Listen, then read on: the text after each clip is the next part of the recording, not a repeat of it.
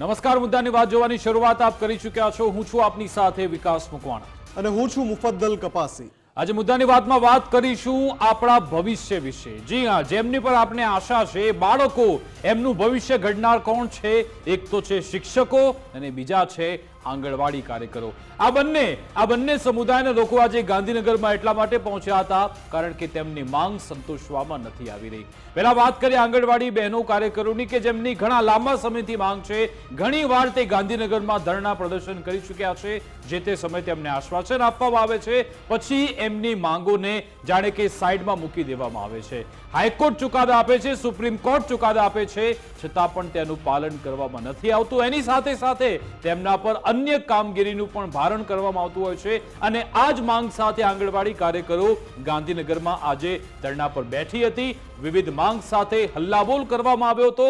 એની સાથે સાથે એ જ બાળકોનું ભવિષ્ય સવારનાર એવા શિક્ષકો, આવનાર જે શિક્ષકો તૈયાર થવાના છે, એ શિક્ષકો પણ કહી રહ્યા છે કે સાહેબ સમયસર ભરતી કરો, નહીં તો અમારે પછી ના છૂટકે ઉગ્ર આંદોલન કરવું પડશે। આપણી જે શિક્ષણ વ્યવસ્થાની જે ભરતી પ્રક્રિયા છે, એમાં જ્યાં સુધી તમે આંદોલન ન કરો, ધરણા ન કરો, આવેદનપત્ર ન આપો, ત્યાં સુધી કોઈ કામ થતું જ નથી। એવું હું નહીં, પરંતુ આખી આ પ્રક્રિયા જણાવે છે। કારણ કે આજના દિવસમાં મુખ્યમંત્રી ભૂપેન્દ્ર પટેલે જે પોતે જાહેરાત કરી હતી કે કચ્છમાં સ્થાનિકોને સીધી ત્યાં પ્રાધાન્ય આપવામાં આવશે, તેમને ગંભીરતાથી લઈ તેમને સીધું જ ત્યાં ને ત્યાં ભરતી મળે એના માટેના પ્રયત્નો થશે। અત્યાર સુધી મેરિટ લિસ્ટ આવતું નહોતું। આજે સવારે વિરોધની શરૂઆત થઈને પછી હમણાં સાંજે 6:30 વાગે કામ ચલાઉ મેરિટ લિસ્ટ પણ આવી ગયું છે અને હવે ટેટ ટાટ પાસ ઉમેદવારો પણ વિરોધ કરી રહ્યા છે કે ધોરણ 9 થી 12માં જે ભરતીનો સેકન્ડ રાઉન્ડ છે એ શરૂ થાય। આંગણવાડી કાર્યકરો જેમની 7 થી 8 અલગ અલગ માંગ છે એને લઈને પણ વિરોધની શરૂઆત થઈ।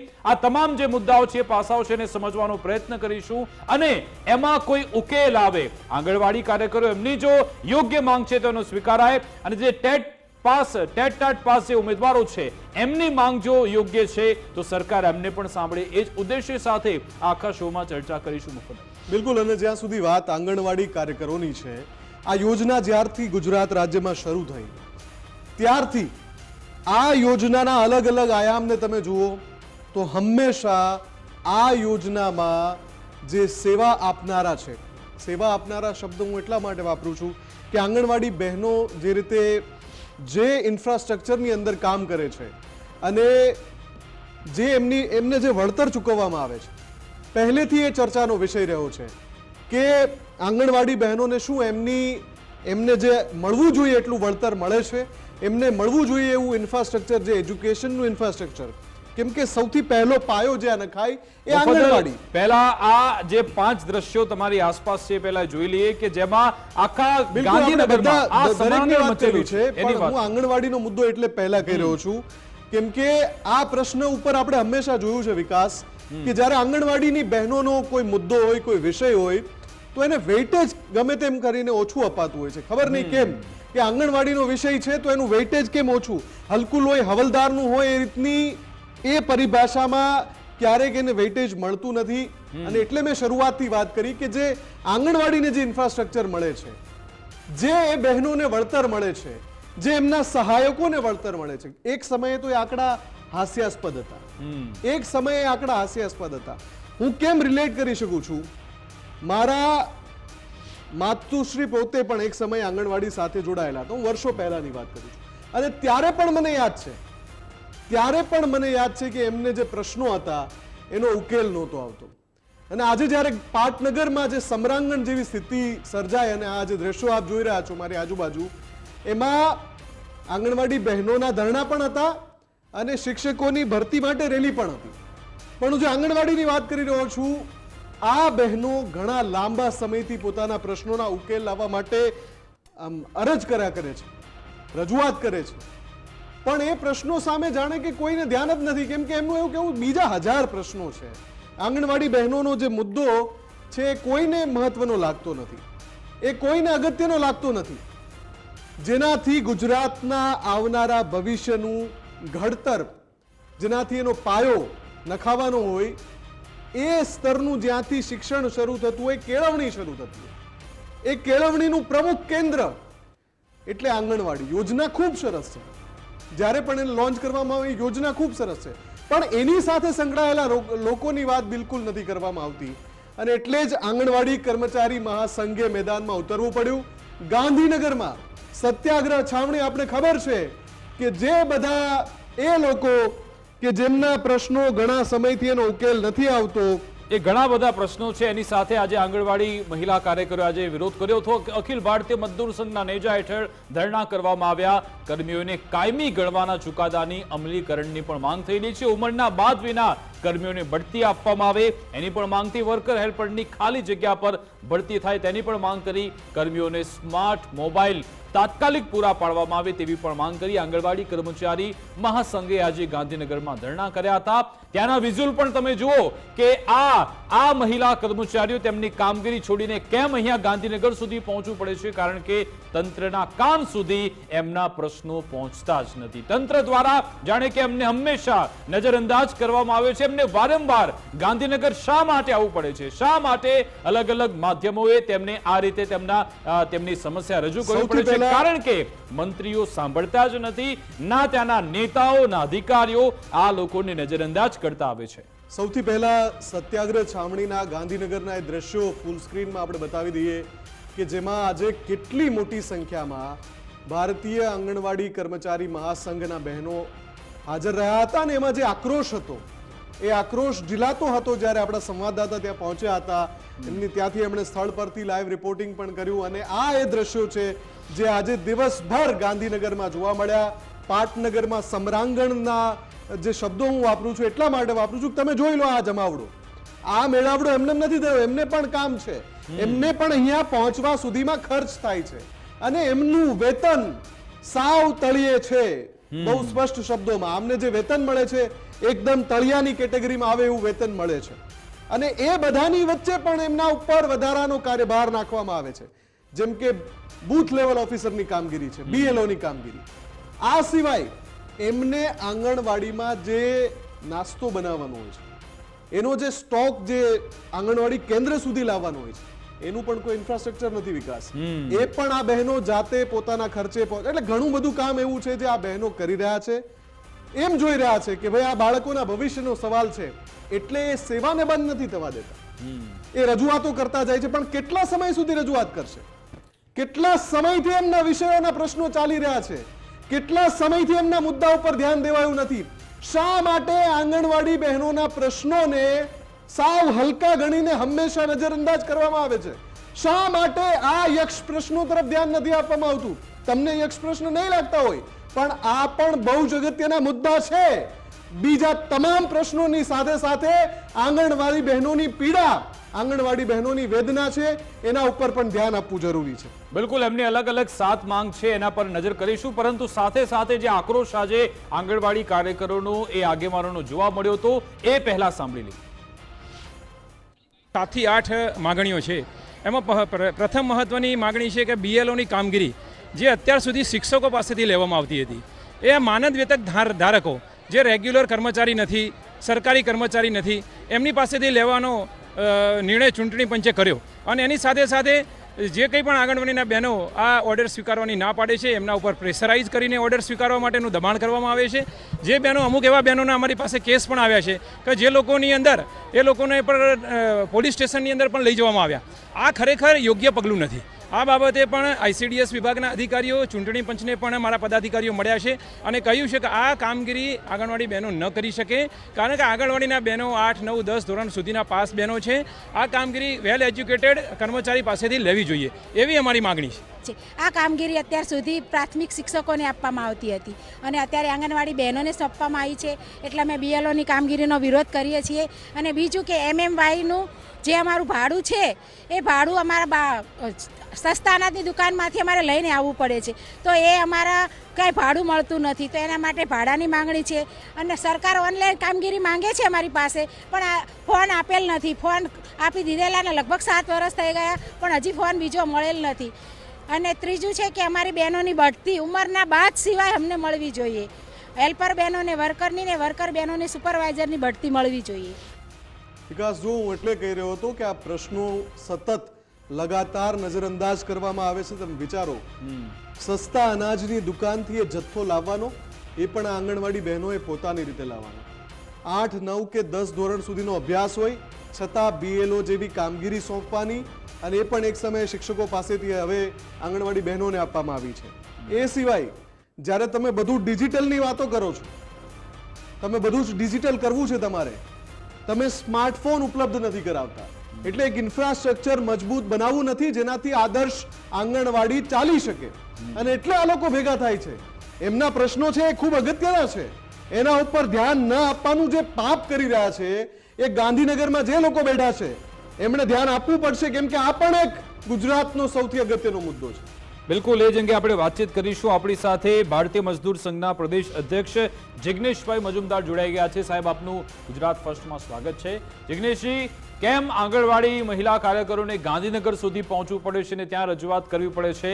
કઈ માંગણીઓ છે અને આ માંગણીઓ વિશે આપનું શું કહેવું છે અને સરકાર તરફથી શું પ્રત્યુત્તર પણ આપવામાં આવે છે? આજે અમે ભારતીય મજદૂર સંઘના ગુજરાત પ્રદેશ તરફથી એ આંદોલનનો કાર્યક્રમ જે રાખ્યો હતો આપની ચેનલના માધ્યમથી આપ બતાવી રહ્યા છો. પ્રથમ તો હું આપનો ખૂબ ખૂબ આભાર માનું છું કે ગુજરાત ફર્સ્ટ ચેનલે અમને આજે આમંત્રણ આપીને અમને આ ડિબેટમાં અમારે બોલાવ્યા. આમાં પ્રશ્ન એવો છે કે આંગણવાડી મહિલાઓના ઘણા બધા પ્રાણ પ્રશ્નો છે. એ પ્રાણ પ્રશ્ન જી આપ બોલો, આપ બોલતા રહો, આપનો અવાજ આવે છે. અને એ પ્રાણ પ્રશ્નોમાં હું ભારતીય મજદૂર સંઘની વાત કરું તો અમે જનરલી વાતચીતના માધ્યમથી, સરકાર સાથેની વાતચીતના માધ્યમથી અમારા પ્રશ્નો જો પતી જતા હોય એવો અમારો એવો એપ્રોચ રહ્યો છે, રિસ્પોન્સિવ કોઓપરેશનનો. અને આજે અમે જે પ્રશ્નો તો આંગણવાડીના ઘણા છે, પણ અમે આજે જે મુખ્ય જે 7 પ્રશ્નો લીધા છે એ પ્રશ્નો એવા છે કે જેમાં તમને રોજબરોજની જે એક્ટિવિટી છે આંગણવાડીના મહિલાઓ કાર્યકર્તાઓની, એમાં અમને ખૂબ તકલીફ પડે છે. એમાં પહેલો અત્યારે જો અમારી પાસે કોઈ મુખ્ય પ્રશ્ન હોય તો હમણાં સરકારે BLOની કામગીરી આંગણવાડીની મહિલાઓને આપેલી છે. હવે એ કામગીરી એવી છે કે આ લોકો બહુ ભણેલા નથી, એમનું જે એજ્યુકેશન લેવલ છે એ બહુ ઓછું છે. બીજું કે અત્યારે આંગણવાડીમાં એ લોકોને પોતાને એમના ICDSના કામ સિવાય બી ઘણા બધા કામો એ લોકો કરી રહ્યા છે. અને એમાં વધારાની જે કામગીરી છે એ તમે આપો તો એ કામગીરી અમારાથી થઈ શકે એમ છે નહીં. એટલે અમે સરકારશ્રીને રજૂઆત કરી છે કે તમે આ કામ અમારી પાસેથી ન લો, અમે નહીં કરી શકીએ. કારણ કે એમાં ઘણા બધા ટેકનિકલ મુદ્દાઓ છે, ઘણા બધી લેંગ્વેજ પ્રોબ્લેમ છે, એ લોકોની સમજણ શક્તિની બહારની વસ્તુ છે. બીજું કે આમાં એવું છે કે અત્યારે 2 આંગણવાડીઓની વચ્ચે નો ચાર્જ એક મહિલાને આપેલો છે. હવે આ બધી પરિસ્થિતિમાં અમે BLOની કામગીરી કેવી રીતે કરી શકીએ? એટલે અમારું બહુ સ્પષ્ટ માનવું છે કે આ કામગીરી અને ICDSની શું કામગીરી છે એની પણ સરકારની પોતાની એક ગાઈડલાઈન છે. એ લોકોએ ગાઈડલાઈન બહાર પાડેલી છે કે ICDSની મહિલાઓ પાસેથી માત્ર આ જ પ્રકારનું કામ લેવામાં આવશે. એમાં આ મુદ્દાનો કોઈ જગ્યાએ ઉલ્લેખ નથી. એટલે અમારી બહુ સ્પષ્ટ માન્યતા છે કે આ કામ આંગણવાડી મહિલાઓનું છે જ નહીં અને અમે કરી શકીએ એમ છીએ નહીં અને અમે કરીશું પણ નહીં. બીજો પ્રશ્ન એક એવો છે કે હાજી જિગ્નેશભાઈ, સવાલ એ પૂછી રહ્યા હતા અમે કે આપની વાતચીત કયા સ્તર સુધી થઈ છે અને શું પ્રત્યુત્તર મળ્યો છે? આજે પણ આ કાર્યક્રમ થયો, શું કોઈ પ્રત્યુત્તર મળ્યો છે સરકાર તરફથી? કોઈ હકારાત્મક અભિગમ છે સરકારનો? હા, સરકારનો અભિગમની જો હું વાત કરું તો અમને પરમ દિવસે સરકારશ્રી તરફથી અમને બોલાવવામાં આવ્યા હતા અને આ તમામ મુદ્દાઓની અમે વિસ્તૃત ચર્ચા કરી છે. અને આજે પણ અમે અમારી રેલી પતી પછી અમે 3 જગ્યાએ આવેદનપત્ર આપેલા છે. એક આવેદનપત્ર અમે જે ચીફ ઇલેક્ટોરલ ઓફિસર છે ગુજરાત સ્ટેટના, જે ઇલેક્શન કમિશનની અંડરમાં સીધી કામગીરી કરે છે, એમને અમે અમારા BLOના પ્રશ્ન માટે આવેદનપત્ર આપેલું છે. બીજું આવેદનપત્ર અમે જે આ વિભાગના જે મંત્રી છે માનનીય શ્રી ભાનુબેન બાબરિયાને, અને ત્રીજો અમે આવેદનપત્ર આપ્યું છે માનનીય શ્રી શંકરન સાહેબ છે, રાજેશ શંકરન, જે સેક્રેટરી છે આ વિભાગના. એમને ત્રણેયને અમે આવેદનપત્ર આપીને અમે અમારી જે 7-8 મુદ્દાઓની જે અત્યારે ચર્ચા ચાલી રહી છે એના રૂપે અમે આવેદનપત્ર આપ્યું છે. અને સરકારની સાથેની અમારી જે કંઈ વાતચીત છે એ હકારાત્મક રહી છે, પણ જ્યાં સુધી એની ઉપર કોઈ નિર્ણય સરકાર તરફથી કોઈ પ્રકારના પરિપત્રના સ્વરૂપમાં કે કોઈ પણ પ્રકારના નિર્ણયના સ્વરૂપમાં ન આવે ત્યાં સુધી અમારે ચર્ચા હકારાત્મક છે એમ માનીને આગળ વધવું રહ્યું. અચ્છા, આપે કહ્યું જિગ્નેશભાઈ કે 3 દિવસ પહેલા આપને સરકારે બોલાવ્યા હતા, તો એ વાતચીત દરમિયાન સરકાર પક્ષેથી કોણ હાજર રહ્યું હતું? શું કોઈ અધિકારી હતા કે કોઈ ધારાસભ્ય કે મંત્રી હાજર હતા? કોણ હાજર હતું? ના, આમાં મંત્રી ધારાસભ્ય કોઈ હતું જ નહીં. અમે પણ એકચ્યુઅલી અમે પણ જે કોઈ આવેદનપત્ર અમારો જે આંદોલનની પણ નોટિસ અમે જે આપેલી હતી એ નોટિસ પણ અમે એ વિભાગના સચિવશ્રી છે શંકરનજીને, રાજીવ શંકરનજીને જ આપેલી હતી, અને એ જ એમાં હાજર હતા. ડિપાર્ટમેન્ટના એ પોતે સેક્રેટરી છે, એના કમિશનર છે, અને એમના જે સંબંધિત અધિકારીઓ છે એમની સાથે અમારી ચર્ચા થઈ હતી.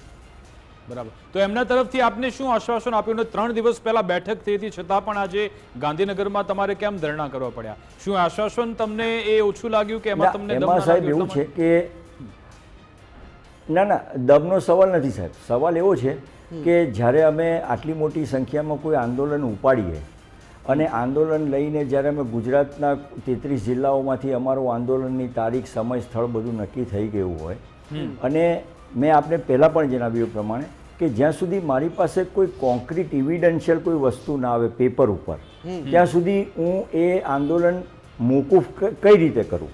ઓકે, બરાબર. એટલે આપને લેખિતમાં કશું નથી આપવામાં આવ્યું?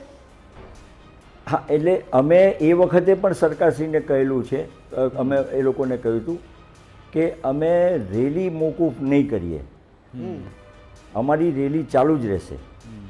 અને અમારે સરકાર પાસેથી જે અમારા નિર્ણયો છે, જે પ્રશ્નો છે, એ પ્રશ્નો બાબતે વિસ્તૃત ચર્ચા પહેલાં પણ થઈ છે. જો એમને એવું લાગતું હોય, યોગ્ય લાગતું હોય કે ભાઈ આ પ્રશ્ન એમના વ્યાજબી છે અને એની ઉપર કોઈ સમાધાન કરીને એમાં કોઈ નિર્ણય કરીને આપણે આગળ વધવું જોઈએ, તો એ લોકો વધી શકે છે. ઓકે જિગ્નેશભાઈ, અને અમને જણાવી શકે છે. બિલકુલ જિગ્નેશભાઈ, જે રીતે આપ કહી રહ્યા છો કે કાર્યક્રમ પહેલેથી નક્કી હતો એટલે રેલી કરવામાં આવી, પણ જ્યાં સુધી BLOનો પ્રશ્ન જે છે એ હમણાંનો છે, એ સિવાય ઘણી માગ હું ઘણા લાંબા સમયથી જોઉં છું કે આંગણવાડી બહેનો એ બધી માગ પૂરી કરવા માટે અવારનવાર રજૂઆત કરે છે. એને લઈને અત્યાર સુધી શું ઠાલા વચનો જ અપાય છે, કોઈ સાંભળતું નથી એવું છે? એમાં જે હાઈકોર્ટના ચુકાદાની વાત થઈ રહી છે કે ભાઈ આ મહિલા આંગણવાડી કાર્યકરો જે સ્થાયી નોકરી માટે જવાબદાર છે એને માટે નીતિ ઘડાવી જોઈએ, તો શું સરકાર તરફથી એ બાબતે કોઈ પગલાં લેવામાં આવ્યા? આપની શું માંગ છે આ બાબતે?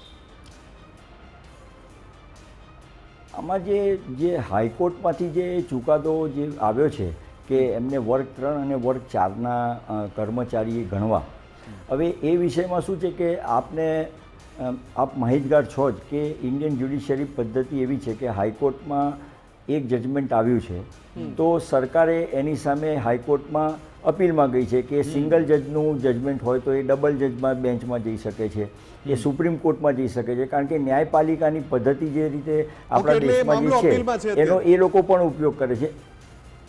હા, એટલે અમે પણ ગયા છીએ હાઈકોર્ટમાં. ઓકે, અમે પણ હાઈકોર્ટમાં એવું કીધું છે કે ભાઈ હવે એક વખત હાઈકોર્ટે જજમેન્ટ આપી દીધું છે તો સરકારે એની ઉપર પોઝિટિવલી વિચારી, બરાબર, અને કંઈ ને કંઈ કરવું જોઈએ. અને એમાં રસ્તો જો સરકારને કાઢવો હોય તો હજી ઘણા બધા રસ્તા છે. એટલે પણ તે છતાંય જ્યુડિશિયરી પ્રોસેસમાં એવું છે કે જ્યાં સુધી matter sub judice between in the court, ન હું કશું કહી શકું છું, ન એ લોકો કંઈ કહી શકે. બિલકુલ સમજી ગયા. પણ હા, જિગ્નેશજી અમારી માનસિક જિગ્નેશજી આખા મામલાને લઈ આજે મંત્રીશ્રીનો ઉલ્લેખ કર્યો કે ભાનુબેન બાબરિયા એમની સમક્ષ 1 to 1 આખો મુદ્દો પહોંચ્યો છે ખરા, કે ફક્ત આવેદન સુધી જે વાત રહી ગઈ છે? ક્યારેક સીધી રીતે એમણે તમને સાંભળ્યા છે અને એમના તરફથી શું સ્ટેટમેન્ટ, આશ્વાસન મળ્યું છે આપને? હા, એમાં એવું છે કે અમારી જુલાઈ મહિનામાં પણ બેન સાથે એક ચર્ચા થયેલી હતી અને એના ભાગરૂપે અમે એમના જે કન્સર્ન અધિકારીઓ હોય એમને સૂચના આપી હતી કે ભાઈ તમે આમની સાથે બેસીને વાતચીત કરો અને એનું નિરાકરણ લાવો. એટલે બેસીને વાતચીતનો દોર અમારો ચાલુ જ હતો, પણ હવે પછી અમને પોતાને એવું લાગ્યું કે ભાઈ આ વાતચીતના દોર પછી પણ હવે અમારી ઉપર જે પ્રેશર, જે આટલી બધી આંગણવાડી મહિલાઓનું એટલું બધું છે કે ભાઈ અમે વાતચીત કરીને આવીએ પણ અમે કશું ઠોસ એ લોકોને કંઈ આપી ના શકીએ. બરાબર. સંગઠન પણ અમારે અમે અત્યારે આજના સંદર્ભમાં જિગ્નેશભાઈ, આજના કાર્યક્રમના સંદર્ભમાં અને આજે જે રજૂઆતો તમે કરી છે એ સંદર્ભમાં મંત્રી ભાનુબેન બાબરિયાને ડાયરેક્ટ કનેક્ટ કરવાની કોશિશ કરી રહ્યા છીએ. લગાતાર એમના જે પર્સનલ અસિસ્ટન્ટ છે એમની સાથે વાતચીત થઈ રહી છે, પણ ફોન પર મંત્રી ભાનુબેન નથી આવી રહ્યા. અમને આશા છે કે ભાનુબેનને આ મુદ્દાની ગંભીરતા ખબર હશે અને એ આ મુદ્દા પર જેમ તમને કહ્યું છે એમ કે અધિકારીઓને કહ્યું, સૂચના આપી કે આમની સાથે બેઠક કરો અને વાતચીત કરીને નિરાકરણ લાવો, એ બાબતને વધુ ગંભીરતાથી લઈને જમીની રીતે આનો નિકાલ લાવે. ભાનુબેનને અમે એ જ અપીલ કરીએ છીએ. અત્યારે ફોન પર નથી આવતા, નહીં તો એમને સવાલ પૂછે સીધા, પણ જો નથી આવતા તો એમના સુધી આ સંદેશ પહોંચે, મેસેજ પહોંચે કે આ પ્રશ્નની ગંભીરતાને સમજે અને આ તમામ મુદ્દાઓનો જેટલો જલ્દી ઉકેલ આવી શકે એટલો જલ્દી લાવે. અચ્છા, એ ભાનુબેન અત્યારે પોતાના એક પર્સનલ કામમાં વ્યસ્ત છે એવું તેમના પીએ તરફથી કહેવામાં આવ્યું છે, ત્યારબાદ જવાબ આપશે. પરંતુ જિગ્નેશજી, શું કોઈ હકારાત્મક આપને અભિગમ ત્યાંથી જોવા મળે છે કે પછી આ બધી જે તમારી માંગણીઓ છે એને ગેરવ્યાજબી ઠેરવવામાં આવેલી છે? અધિકારી તરફથી જ્યારે પણ સચિવશ્રી તરફથી કહેવામાં આવે તો શું એ માને છે કે હા તમારી આ માંગ યોગ્ય છે, કે પછી એ રીતનો જવાબ મળે છે કે આમાં આ તમારી તમામ જે માંગો છે એ બધી ગેરવ્યાજબી છે? એમનો અભિગમ કઈ રીતનો છે એ બાબતે કોઈ આગળ વાત ચાલી રહી છે ખરા, કે પછી આ બધું ચાલતું રહેશે? આમાં સાહેબ છે ને, એક વસ્તુ આપણે બહુ સ્પષ્ટતાથી સમજી લેવાની જરૂર છે કે જે આ ICDS નું આખું સેટઅપ છે ને, એ સેટઅપ એવું છે કે રાજ્ય સરકાર અને કેન્દ્ર સરકાર એ બે ભેગા મળીને એક આ સેટઅપ ચલાવી રહ્યા છે. એટલે એમાં શું છે કે પ્રશ્નોની રજૂઆતો અમે કેન્દ્ર સરકાર સુધી અમે એવો અભિગમ રાખ્યો છે કે રાજ્ય સરકાર થ્રુ અમે કેન્દ્ર સરકારને પહોંચાડી. દાખલા તરીકે તમે આજે અમારે ત્યાં રેલીમાં આવ્યા હતા તો મહિલાઓ એક પ્રશ્ન ઉઠાયો કે ભાઈ અમને મોબાઈલનો એક બહુ મોટો પ્રશ્ન છે કે અત્યારે એ લોકોએ આંગણવાડી મહિલાઓને માટે રોજે રોજની એકાઉન્ટેબિલિટીના હિસાબથી એ લોકો દરેક વસ્તુ તમે આખા દિવસમાં જે કામ કરો છો એ કામ જે છે એ કામ આખું એ લોકો મોબાઈલ ઉપર કરવાનું કહે છે.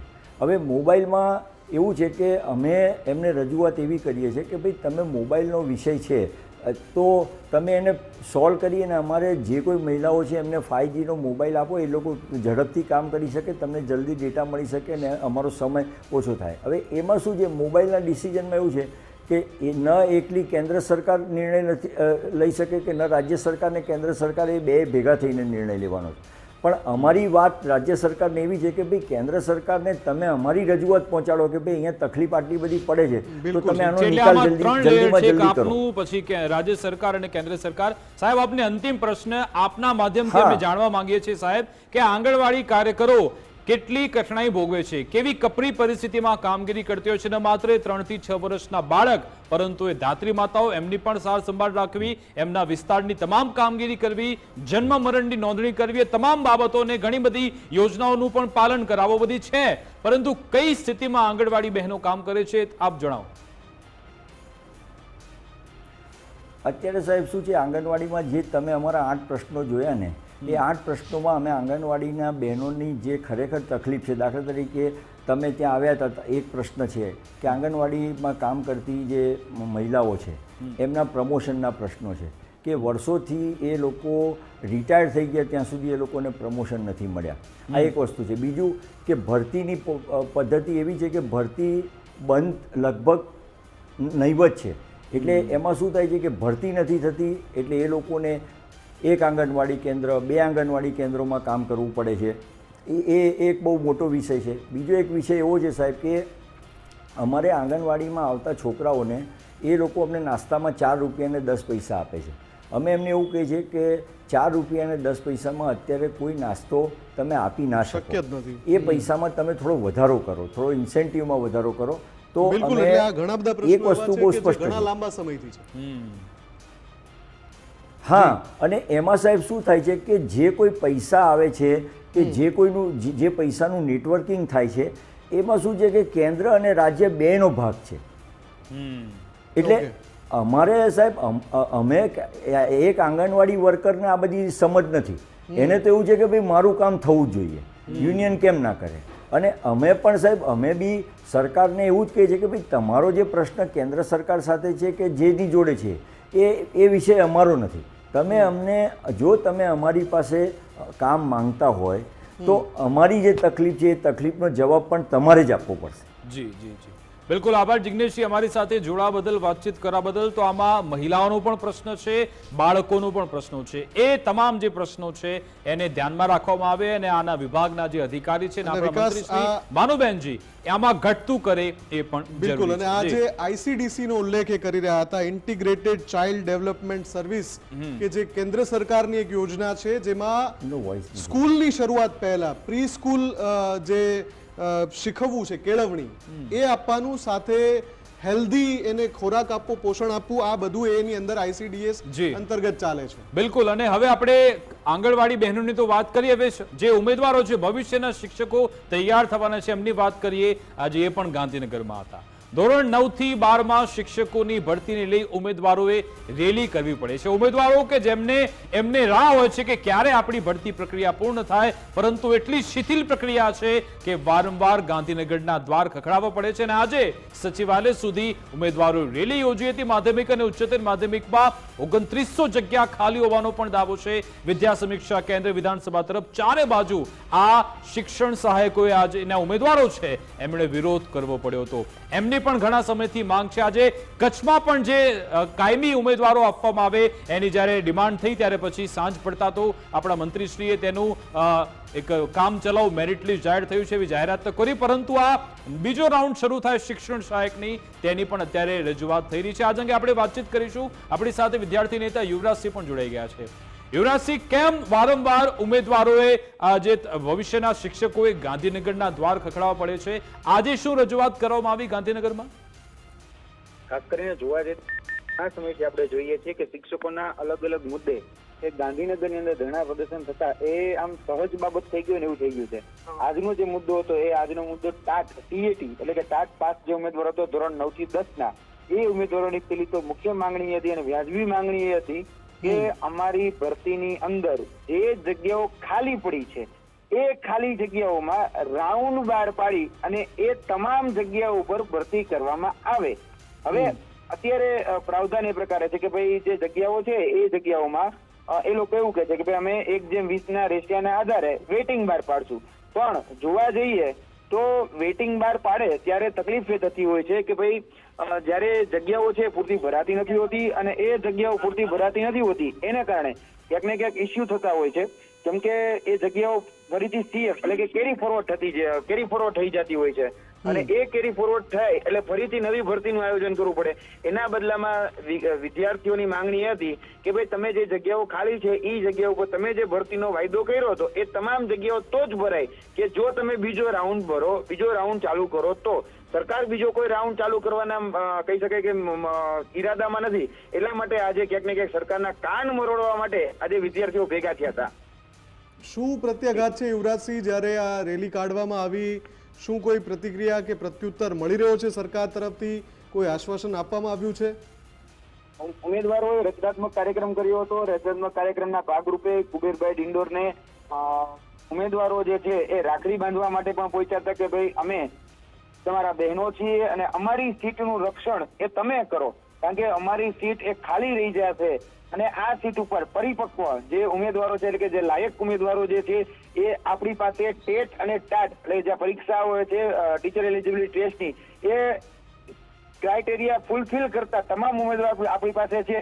અને મોટા ભાગના ઉમેદવારો એવા છે કે જેની વય મર્યાદા પણ 40 વર્ષ, કારણ કે 40 વર્ષની વય મર્યાદા છે એ વય મર્યાદા પણ ટપાડી રહ્યા છે. તો એ તમામ વિદ્યાર્થીઓ જે ભેગા થઈ અને જયારે કુબેરભાઈ ડિંડોરને મળ્યા છે, કુબેરભાઈ ડિંડોરે એમની વાત 100% સાંભળી છે, પરંતુ એને સરકારી જવાબ આપ્યો છે કે અમે જોઈશું, અમે વિચારીશું. હજી સરકારી જવાબમાંથી ક્યાંય પણ એવા સ્પષ્ટતા સાથે કોઈ પણ ઠરાવ, કોઈ પણ આદેશ એ VS એટલે કે વિદ્યા સમીક્ષા કેન્દ્ર સુધી પહોંચાડવામાં નથી આવ્યા.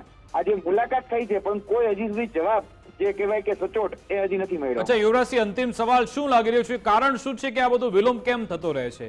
સરકાર જો એક પ્રબુદ્ધ નાગરિક આ બધું જાણતો હોય તો સરકાર પાસે તો એવા બધા ભણેલા ગણેલા ઇન્ટેલિજન્સ અધિકારીઓ છે, તો કેમ આ બધો નિવેડો આવતો નથી? વારંવાર ધરણા કરવા પડે છે, આંદોલન કરવા પડે છે.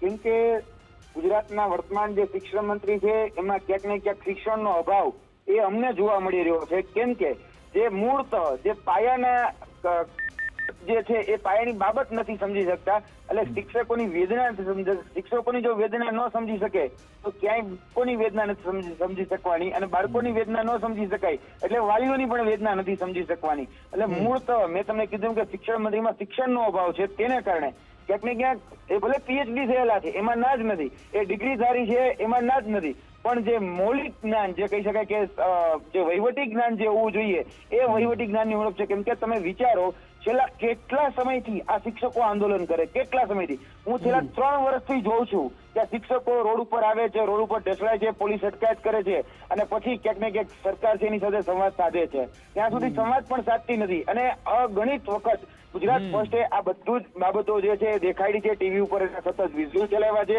વિદ્યાર્થીઓ સાથે સતત ડિબેટ કરી છે. ત્યારે આ 24,700 શિક્ષકોની ભરતી આવી છે, હજી પૂરી નથી થઈ, હજી 24,700 શિક્ષકોની ભરતી આવી છે. એ તમારા બદલો જ આવી છે કે તમે સતત આટલા મુદ્દાઓને સતત પ્રાધાન્યતા આપી એટલા માટે. બિલકુલ યુવરાજસિંહ, અમારો પ્રયાસ રહેશે કે જે પણ આ નોકરી વાંચુકોની માંગ છે એના ઉપર સતત અમે કવરેજ કરીએ અને સરકાર સુધી, પાટનગર સુધી અવાજને પહોંચાડીએ. આભાર અમારી સાથે જોડાવા બદલ.